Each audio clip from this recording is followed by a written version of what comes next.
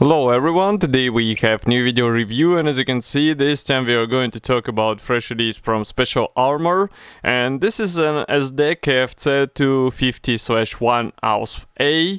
So you can see that it's a kit in small scale which copies armored vehicle from World War II, obviously a German vehicle, and we have a commercial sample here, so it means you will get exactly the same stuff as what you'll see in this video review. So we are going to open it and check what is actually included here and why it should be interesting for all modders who are brave enough to build small armor vehicles. So first of all, here we have nice box art, and box size is typical, so if you saw or built some 1/72 scale kits from Special Armour, you will be familiar with this size. Here's comparison with my hand. Next, on the side we have some information about the kit. Of course, it is made in Czech Republic. Here on the opposite side you can see QR code as well. And on the rear side we have 3 marking options, so I guess that's the total amount of the markings included here, but that's more than enough for 1/72 scale kit, even though some modders might wish to have more of them. So this is a side opening box, and we are going to open it right now. Let's remove this plastic bag. We also have separate assembly manual, and that's pretty much all. So obviously we are going to start with plastic parts, and then in the end we will check assembly manual, so stay tuned if you would like to check all pages. And let's take out these plastic sprues. So on the top we have this small plastic bag with PE thread and decals, so just give me a second to open it as well so that we can take a look at these components. And from what I can see, we have all necessary symbols on one decal sheet, so maybe we can zoom in a bit, and now you can see what we have here. So here's the decal sheet, and printing quality is really nice, so I don't have anything to complain about here.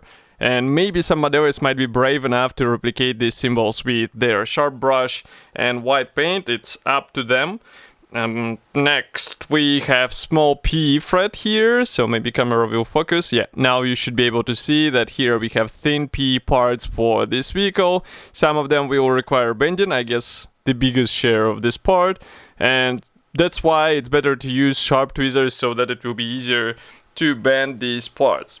Next we start with gray plastic sprues. So here's the first one. Maybe we can zoom in a bit more. And you can see that this one is dedicated to plastic tracks, and don't be surprised that we have one length of the tracks. Obviously there are shorter sections included on the different sprues. We also have drive sprockets here, and maybe we can zoom in even more so that you can see these parts closer. Molding quality looks fine, attachment points are thin enough, so do not be scared by their amount on these tracks. And if we flip it over here, you can check the opposite side. And obviously these plastic tracks or plastic parts, they should be easier to work with, easier to paint. So that's definitely a plus for this kit. Next we continue with bigger frame. So this one is dedicated to hull parts, and you can notice this frontal section is molded together with engine bay hatches. They're molded shut, so you won't be able to open them, but that would be strange to expect such feature on a small scale kit. And we can zoom in even more so that you can see these parts in closer view. And again, we have thin attachment points, so it won't be difficult to separate everything, and you can see that molding quality is clean enough in order to be ready straight out of the box. So we don't have anything, I would say, that looks like a flash around the parts, and nothing requires any cleaning. Next we continue with another plastic sprue. This one is a bit different. Why? Because here we have the small writing, that it was produced by Mako, so I guess it was taken from a different kit. And if you know this kit, write it in the comment section.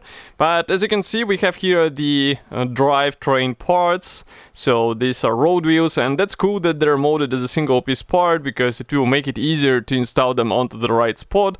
We also have another length of the tracks, and here we have jerry cans, but I guess we can zoom in so that you can see all these parts we are talking about in zoom. So a lot of small parts, even steering wheel is here, and maybe it would be a good idea to add some fine features with the scratch building, maybe with a metal wire, maybe with some PE parts, additional ones. I'm not sure if CMK will release something for this kit, but still you can play with scratch building on such model. Next we continue with the last gray plastic sprue. So this one is dedicated again to hull parts. And you can notice that the lower section should be glued out of separate panels. And as you remember, frontal section is also assembled out of separate parts. And now we can zoom in so that you can check these parts closer. So here they are. And here we have also jerry cans which are molded together with these special brackets which will be holding them in place on the model, which is also quite nice feature. And some modders will appreciate it because they won't have to deal with separate PE parts. And here you can see the frontal section, and here we have bottom part. Let's flip it over. Here inside in the bottom part we have some guiding elements, so it will be easier to align these parts, and I think that's really useful in a small kit. One thing is when you're dealing with large panels, and another thing when you're trying to align this really small part. So here you can see comparison with my fingertip, just to give you an idea of how small this kit is even in the assembled state. And last but not the least is the assembly manual. Maybe I will close the camera a bit so that you can see more. And here we have typical Special Armour assembly manual. Maybe I can zoom in a bit more so that you can see these pages. And first comes the short history note on Czech and English language. Next we continue with the parts map, and assembly process starts with the lower hull section. As you can see, we assemble all drivetrain parts. It means these road wheels and front wheels. And here, by the way, you can see this assembly of the front wheels, which are glued out of two hulls. And that's really good that we do not have any vinyl parts for these elements. These are purely plastic elements, what would make the assembly process easier. As for the tracks, I'm not sure what we will have to do, whether we would have to bend them around. I guess we would have to bend them around, and that might be a bit tricky because you will have to warm up the parts, so be ready for that. Next we continue with the frontal section here, so that's the driver compartment, and as you can see it is installed onto this, let's say, main plate.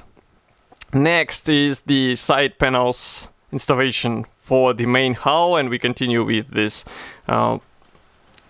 top sections of these panels. And next we cover everything with this top hull cover, as you remember. So again, this engine bay is molded shut, so there is nothing to display anyway, so it's not a huge loss for modelers.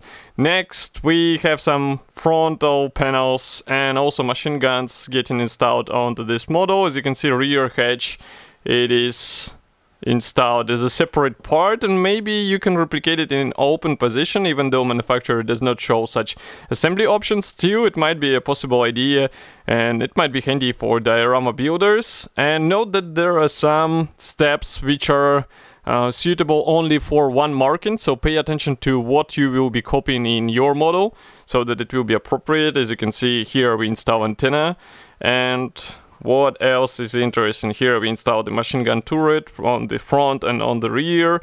On the frontal panel we will have several jerry cans held with help of these PE parts, surprisingly. And next we go on with the first marking guide, so that's the winter marking option. There is no information from which unit it comes from, but I think you can find some reference material if you would like to. The same applies to these two next options. So as you can see, this one is finished in a tank gray, and even though the color is quite interesting on the print. And here we have another one in a sand color, so these are typical camouflages for this vehicle. And on the last page we have some other kits from the same brand. We reviewed them, so you can find it easily on our YouTube channel. As for today's kit, it should be already available. You can get it on official Special Hobby or Special Armour website. Of course, I will be happy to hear your opinion about such release here in the comment section below. If you like this video, do not forget to press the like button, subscribe to our YouTube channel, and I will see you in the next video review as usual. Thank you for joining me today, and bye!